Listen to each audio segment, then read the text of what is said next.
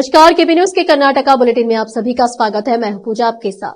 चलिए शुरू करते हैं आज की खबरों का सिलसिला। उससे पहले एक नजर आज के मुख्य समाचारों पर डालते हैं। उत्तर प्रदेश में बीदर तीर्थयात्रियों की मौत, मृतकों के शव उनके गृहनगर जल्द ही पहुंचेंगे, डीसी शिल्पा शर्मा ने आश्वस्त किया। नंदेश्वर नाट्य संघ से सरकार द्वारा लाया गया सौभाग्य नुक्कड़ नाटक प्रदर्शन। कर्नाटक में सीएम सिद्धरामैया सरकार और राज्यपाल के बीच टकराव जारी। कर्नाटक सरकार जल जीवन मिशन जैसी योजनाओं के लिए केंद्र का हिस्सा दे रही है, मंत्री प्रियांक खरगे। कर्नाटक हस्तशिल्प निगम ने राज्यों को 6 करोड़ रुपए का विशेष लाभांश दिया।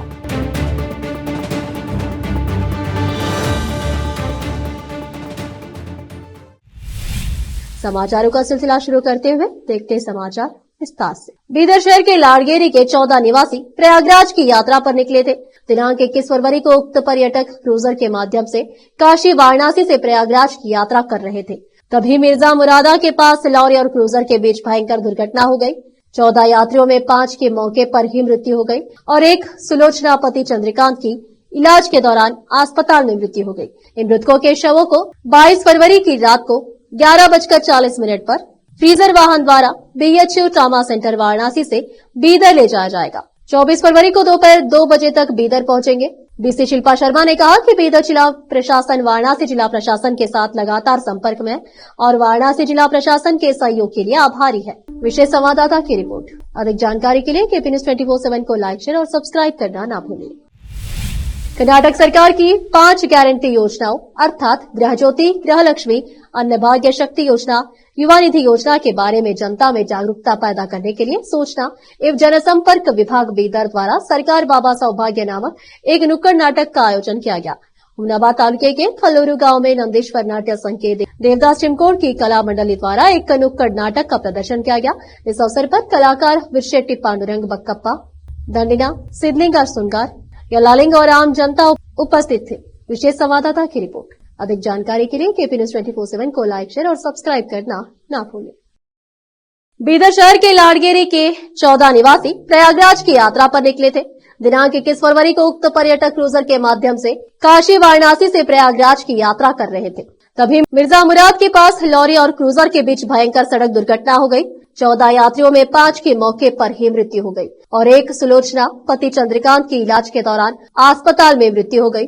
इन मृतकों का शव 24 फरवरी को बीदर पहुंचेगा। नगर सभा प्रशासन एवं हज मंत्री रहीम खान ने मृतकों के परिजनों से मुलाकात की और उन्हें सांत्वना भी दी और उनके दुख में शामिल हुए। इस अवसर पर नगर सभा अध्यक्ष मोहम्मद गौस, काउंसलर मोहम्मद नवाज खान और बीदर जिला वक्फ सलाहकार समिति के अध्यक्ष एवं एनएसयूआई के नेशनल कोऑर्डिनेटर मोहम्मद फिरोज खान सहित अन्य नेता आदि उपस्थित थे। अधिक जानकारी के लिए केपी न्यूज 24/7 को लाइक, शेयर, सब्सक्राइब करना ना भूलें। कैमरामैन महेश डिग्गे का कवरेज। आप सबको पता है कि बीदर में एक बहुत बड़ा हादसा हुआ है। बहुत बड़ी दुख की बात है। खासकर यहाँ पे कोली समाज के, टोकरी कोली समाज के पूरे फैमिलीज जिनका देहांत हुआ है, मैं सभी घरों को विजिट किया हूँ। इस एरिया में कभी भी कुछ प्रॉब्लम्स है तो सुनील भाई का थी और इनकी पूरी टीम मुझको आंखों मिलती थी। तो बहुत बड़ी दुख की बात है क्योंकि इसमें 6 लोगों का देहांत हो गया है। इसमें लेडीज़ भी है, जेंट्स भी है। ये सभी लोग कुंभ मेला में जाके वापस आ रहे थे। वाराणसी के नियर वहाँ पे एक्सीडेंट होके टोटल 14 लोग थे, जिसमें 6 लोगों का देहांत हो गया है, डेथ हो गया है और 7 लोग हॉस्पिटल में एडमिट है, जो उसमें बच्चे भी है। किसी का पैर टूट गया है, कमर टूट गई है, बहुत सीरियस इंजरी होके है। तो वो लोगों को अभी इलाज चल रहा है। वो लोगों को फ्लाइट से शिफ्ट करने वाले हैं। तो हम सीएम से मिले, बात करें, मैं और डिस्ट्रिक्ट इंचार्ज मिनिस्टर ईश्वर खंडे जी। तो चीफ मिनिस्टर सिद्धरामैया जी बोले हैं वो भी जितने परिवार हैं उनको जाके आप मिलना भी और उनको हिम्मत देना, जो भी उनके समस्या है ऐसे कष्ट के दिन में हर तरीके से मदद करने के लिए सरकार ठहरी हुई है उनके साथ। तो उनके आदेश में मैं यहाँ के सभी जगह सुप्रीटेंडेंट ऑफ पुलिस, एसपी भी साथ है, डीएसपी है, तहसीलदार, एसी, सिटी म्यूनसिपालिटी के अध्यक्ष है, यहाँ इस एरिया के काउंसलर नवाज खान और साइड में काउंसलर है ना कौन, धनराज, हनुमान और फेरोज, हमारे फेरोज भाई जो वक्फ बोर्ड के चेयरमैन हैं। इस तरह से सभी जिम्मेदार लोग यहाँ पे इनके कष्ट और दुख में साथ देने के लिए यहाँ पे आए हैं घर पे। और बहुत फैमिली दुख में है, रो रहे हैं, पूरे परिवार आके है, रिश्तेदार आके है। ऐसे दिन किसी को भी आना नहीं चाहिए, मगर खुदा का सिस्टम है कि एक दिन सबको जाना है और जल्द से जल्द जाना है सभी को। तो हिम्मत से हम कुछ उनके दुख में साथ देने के लिए आए हैं। कुछ लोगों को बहुत गरीब परिवार से है ये सभी लोग, तो उनके फिर से ये डेड बॉडी आज कल दोपहर तक आ जाएगी। अंतिम संस्कार जलाने के बाद 1-2 दिन के बाद फिर मैं district incharge minister, deputy commissioner सभी उनका डिटेल लेके फिर एक बार चीफ मिनिस्टर से बात करके जो भी परिहार सपोर्ट करना है जरूर करेंगे। रोकते समाचारों का सिलसिला एक ब्रेक के लिए, जल्द लौटते हैं ब्रेक के बाद।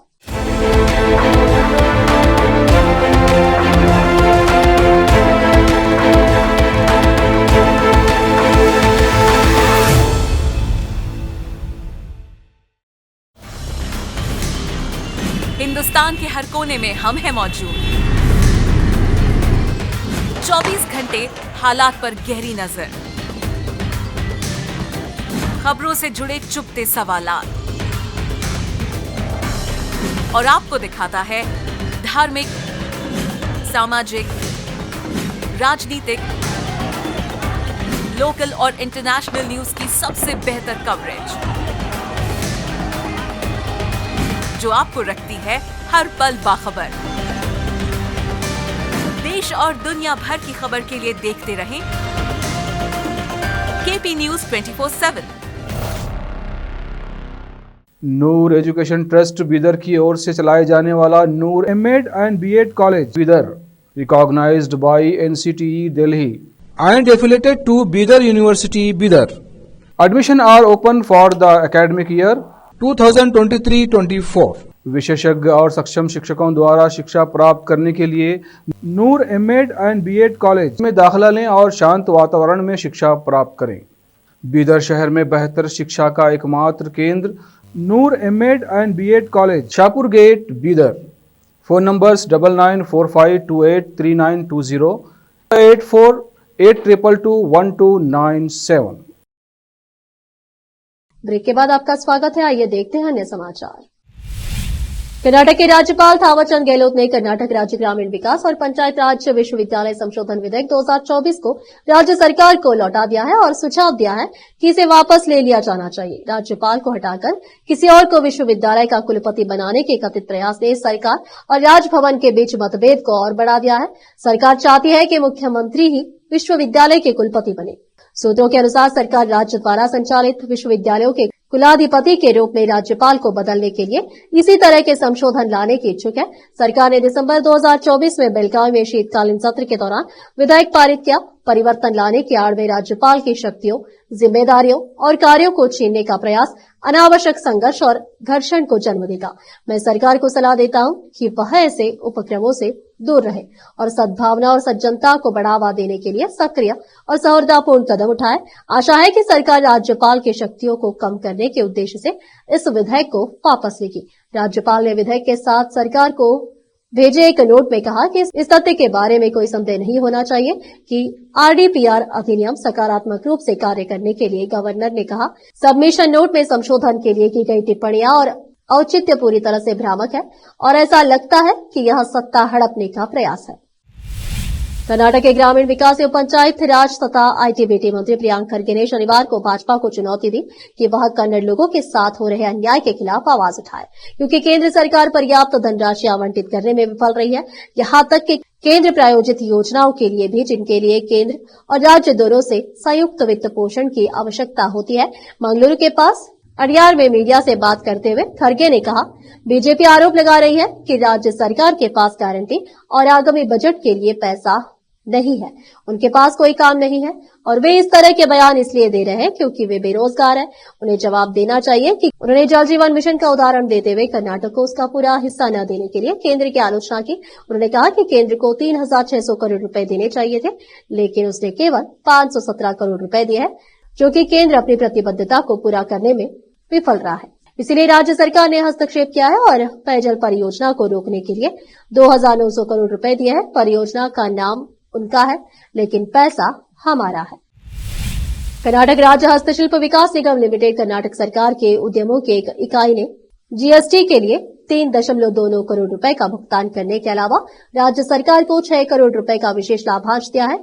KSHDCL की अध्यक्ष रूपा कला शशिधर ने कहा कि KGF विधानसभा क्षेत्र से 2 बार की कांग्रेस विधायक रूपा कला शशिधर ने कहा कि KSHDCL ने 6 करोड़ रुपए की बड़ी राशि देकर राज्य में इतिहास रच दिया है, इसलिए पारंपरिक कला और शिल्प की सुरक्षा सुनिश्चित करने पर अधिक ध्यान दिया जाएगा। रूपा ने कहा कि राज्य के प्रमुख शिल्पों जैसे चंदन की नक्काशी, शीशम की लकड़ी की नक्काशी, चनपटना लाख के बर्तन और खिलौने, मैसूर चित्रकारी, बिदरी के बर्तन, किन्हल खिलौने, नवलगुंड दरी, पत्थर की नक्काशी, लकड़ी की नक्काशी, पारंपरिक आभूषण, दर्पण, केले के रेशे की कढ़ाई, टेराकोटा, कांस्य चिन्ह और ढेर कालीन के विकास को प्राथमिकता दी जाएगी। फिर से रोकते समाचारों का सिलसिला एक ब्रेक के लिए, जल्द लौटते हैं ब्रेक के बाद। हिंदुस्तान के हर कोने में हम हैं मौजूद। 24 घंटे हालात पर गहरी नजर, खबरों से जुड़े चुपते सवालात और आपको दिखाता है धार्मिक, सामाजिक, राजनीतिक, लोकल और इंटरनेशनल न्यूज की सबसे बेहतर कवरेज, जो आपको रखती है हर पल बाखबर। देश और दुनिया भर की खबर के लिए देखते रहें KP News 24/7। ब्रेक के बाद आपका स्वागत है। आइए देखते हैं समाचार।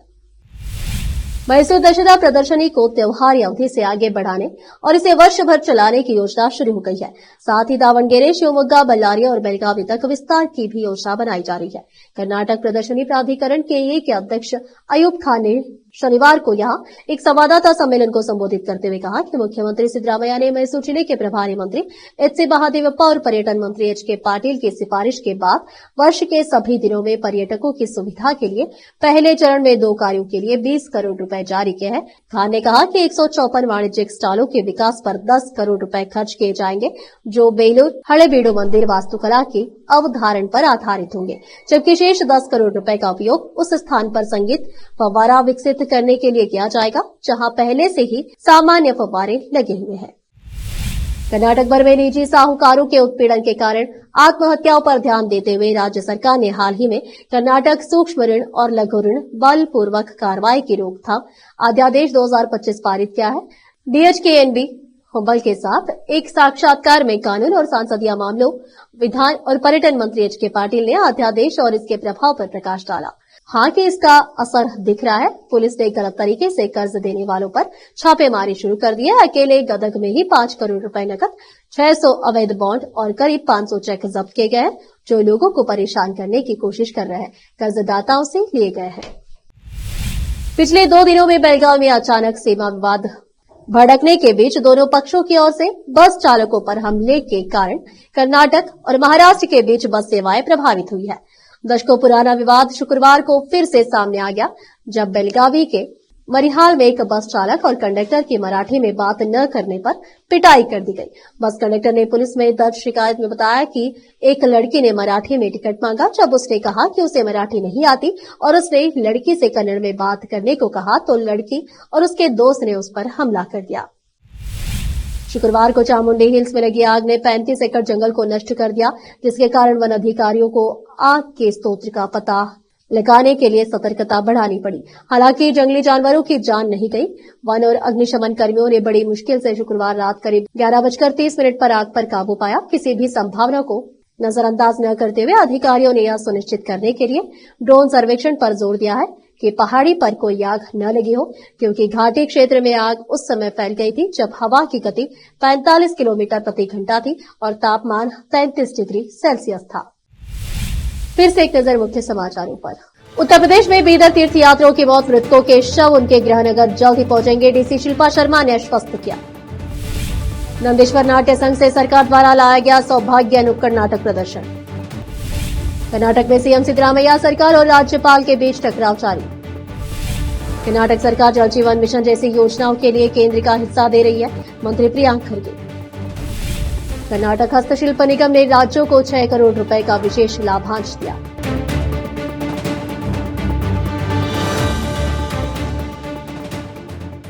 केपी न्यूज के कर्नाटक के बुलेटिन में आज इतना ही।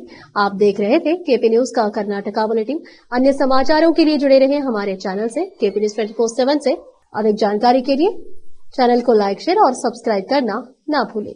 धन्यवाद। देश प्रदेश और स्थानीय समाचारों के लिए केपी न्यूज 24/7 को लाइक, शेयर एंड सब्सक्राइब जरूर करें।